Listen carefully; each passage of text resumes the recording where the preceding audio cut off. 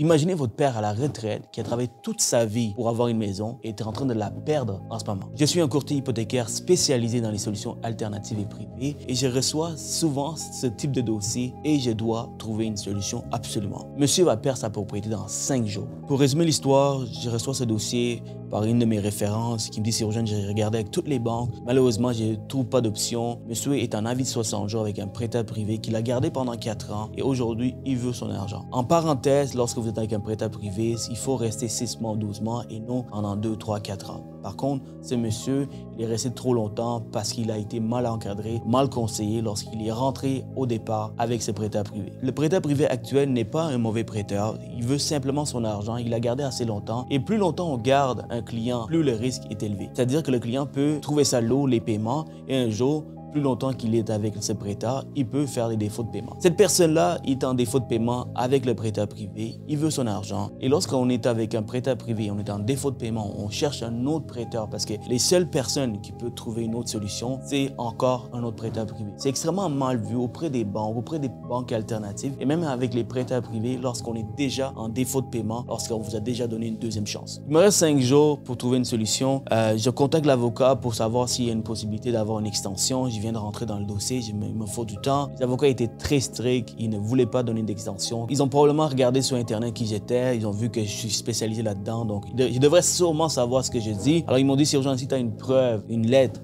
de financement acceptée, peut-être qu'on va donner une extension afin que tu passes chez le notaire pour rembourser notre client qui est le prêteur privé. J'ai fait quelques appels, j'ai fait plusieurs appels même car j'ai eu plusieurs refus au départ. Comme je vous dis, c'est pas bien d'avoir un défaut de paiement avec un prêteur privé. Alors finalement, j'ai réussi à convaincre parce qu'il y avait quand même beaucoup d'équité dans la propriété. Monsieur avait une bonne raison pour qu'il était en défaut de paiement. Morale dans l'histoire, si vous êtes dans une situation, il faut directement cogner à la bonne porte car souvent, qu'est-ce qui arrive, c'est qu'on a 60 jours pour remédier à la situation. Souvent, les gens, ils aiment ça étirer l'élastique pour trouver la solution miracle. Mais la solution miracle n'existe pas. Vous n'avez pas le choix de agir rapidement pour trouver une solution. Donc, le plus tôt qu'on commence les procédures, mieux que c'est. Contactez toujours un courtier d'expérience ou contactez-moi. Ça me fait plus que plaisir de regarder votre situation.